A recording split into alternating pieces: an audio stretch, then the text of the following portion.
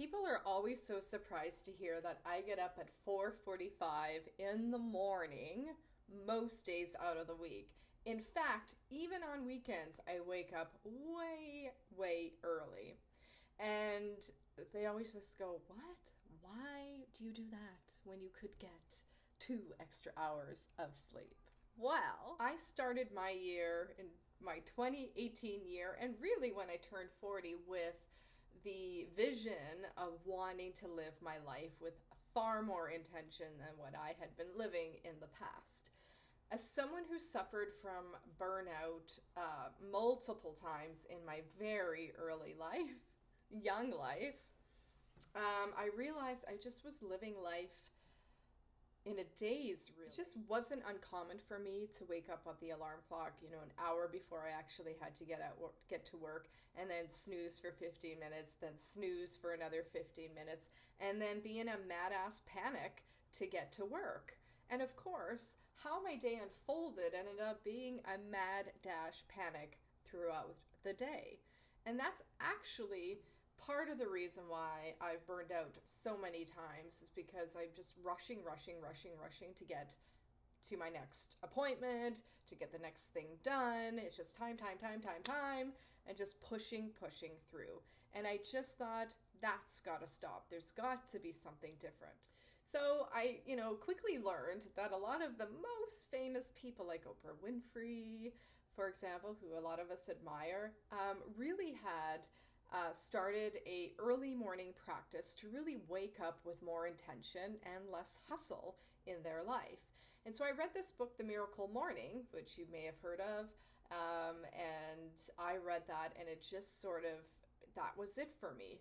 I mean, by the time I'd read that book, I'd already started to wake up early and have a morning practice, and then I read the book, and it really just solidified how I wanted to wake up, and then how I wanted my day to go. And I've never really turned back. And believe it or not, even though I'm getting maybe 7.5 hours sleep versus my 8.5, 9, I wake up just excited about my day, excited about spending maybe an hour, hour and a half just working on things that I love, or really just sitting in stillness. And it really just filled me up with more energy than tapping me out. It's about living a purposeful life, right? We all want to live a life of purpose. We all want to live a life of meaning. I ain't going to find anybody who's going to say the opposite, because we all want it, although we may not always admit it. But think about it. If you wake up in the morning and you're saying to yourself, I want to live a life of intention and purpose, and I want to wake up and dream big and do all the things and make a difference, and then your alarm clock goes off at 6 a.m. and you hit snooze. What do you think you're telling yourself? What do you think you're telling the universe? You're saying, I don't have time for this. I'm not committed to this. Forget this shit. While instead, if you're waking up, and giving some time to you and to your individual purpose and connecting with yourself and all of those great things, imagine the things that you can do. And I've become a far more productive person, a far happier person, a person who's got intention in my day. And listen, there is no secret science to this. It's a very much an individual practice. But my practice sort of is ever evolving too as well. One day it will be different than the other. So for example, one of the things that I first do when my alarm clock goes off, I actually snooze for 15 minutes. But I do lay there and slowly wake up. And then the next thing that I do is I walk into my living room and I gaze outside. Lucky for me, this time of year, the sun is rising earlier. So when I look out, I got this amazing clear view of the ocean and the mountains. And the next thing that I do is hydrate my body. It's just so important for me to get at least, up to a liter of water into my body, and sometimes it's with a dash of lemon or a dash of chlorophyll or a dash of apple cider vinegar.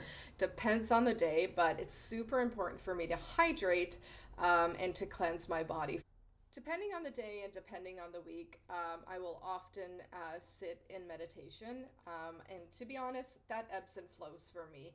If I'm feeling pretty connected and, focused, then sometimes I'm just sitting and contemplating and how I want my day to run. And then sometimes I truly sit into a guided meditation using some app to guide me through whatever I'm working through in the moment.